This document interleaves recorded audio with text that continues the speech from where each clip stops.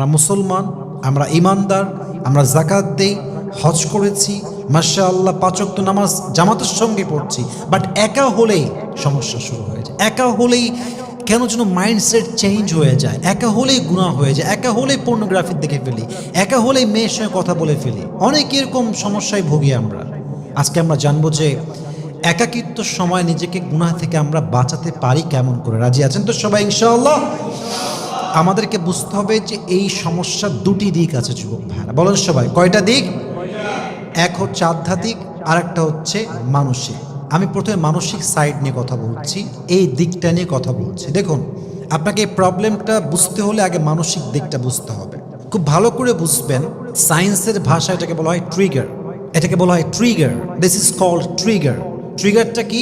নির্দিষ্ট কিছু অবস্থানে আপনার শরীর থেকে নির্দিষ্ট কিছু রাসায়নিক বের হওয়ার কারণে আপনার ব্রেইনটা ট্রিগার করে এমন কিছু কাজ করতে, যেটা আপনি অন্য সময় আসলে করতেন না, বাট ওই সময়ে আপনি করতে বাধ্য হচ্ছেন সময়ের কারণে, অবস্থানের কারণে। কীভাবে এটা হচ্ছে দেখেন, আপনি বাবার সামনে বসে আছেন, আপনার পর্নোগ্রাফিক চিন্তা আসছে না।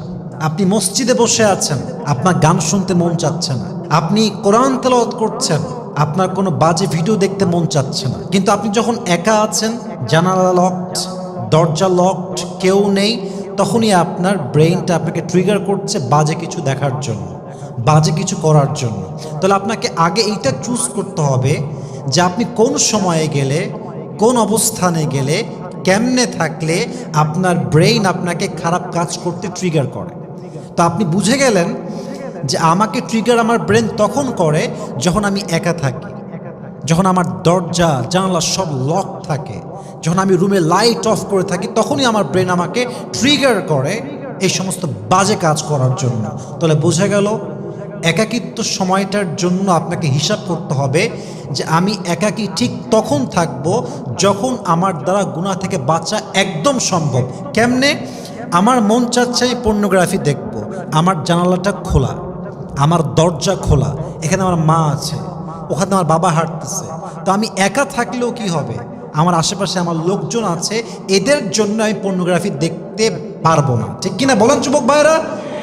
আপনাকে অবস্থান চুজ করতে হবে। যত আপনি একাকী কম থাকবেন, দেখবেন তত বেশি আপনার ব্রেইন আপনাকে খারাপ কাজে ট্রিগার করতে পারবে না। ঠিক কিনা বলেন যুবক ভাইরা আপনারা? অতএব বোঝা গেল আমাদের সবসময় মাথায় রাখতে হবে, যেই পরিস্থিতিতে গেলে আমরা গুনাহ করতে পারি, সেই পরিস্থিতিতে আমরা কখনোই যাব না। রাজি আছেন তো ইনশাআল্লাহ? দুই, আধ্যাত্মিক দিক। আধ্যাত্মিক দিকটা হচ্ছে এরকম যে মানুষের নেচারটাই হচ্ছে এরকম যে মানুষ গুনাহ করবে পুরো জীবন। বলবেন এটা কেমন কথা, পুরো জীবন? আপনি ভবিষ্যৎবাণী করছেন না। হাদিসে আসছে عن أنس بن مالك رضي الله تعالى عنه أنه قال قال رسول الله صلى الله عليه وسلم كل بني آدم خطاء وخير الخطائين التوابون। এখানে যে শব্দটা আসছে খাত্তা, মুবালাগার অর্থে, অর্থাৎ প্রত্যেকটা আদম সন্তান ভুল করবে, একবার না, রিপিট আফটার রিপিট, একের পরে এক ভুল সে করতেই থাকবে। আর সবচেয়ে উত্তম বনি আদম হচ্ছে সে যে ভুলের পরে তওবা করে একজনের কাছে আওয়াজ দিয়ে বলেন তো তিনি কে? তবে হ্যাঁ, যদি আপনার তওবা হয় এই নিয়তে যে আরে সকালে করলাম তওবা, রাতে তওবা করবই, রাতে করে ভাবছেন সকালে আবার করবো, এখন তওবা করে ফেলি, এই নিয়তে তওবা আপনার কখনোই কবুল হবে না। দলিল কি? কোরআনে আল্লাহ তাআলা বলছেন ওয়ালাইসাতি তাওবাতু লিল্লাযিনা ইয়ামালুনা সাইয়্যাত, তওবা তাদের জন্য নয় যারা বারবার গুনাহ করার ইচ্ছা করে তওবা করে। তওবা কাদের জন্য? আল্লাহ আরেক আয়াতে বলছেন, সূরা আলে ইমরান 4 নম্বর পারা 6 নম্বর পৃষ্ঠা, ওয়ালাম ইউসিরু আলা মা ফাআলু ওয়া হুম ইয়ালামুন, তওবা তাদের জন্য যারা তওবার সময় এই নিয়ত করে আমরা আমাদের জীবনে যে অন্যায়টা আগে করে ফেলেছি, we will never ever repeat the same sin again in our lives, ওই ভুলটা আমরা আর কখনোই করব না। এই নিয়ে যে তওবা করবে তার তওবা কবুল করবে একজন, আওয়াজ দিয়ে বলেন তো তিনি কে?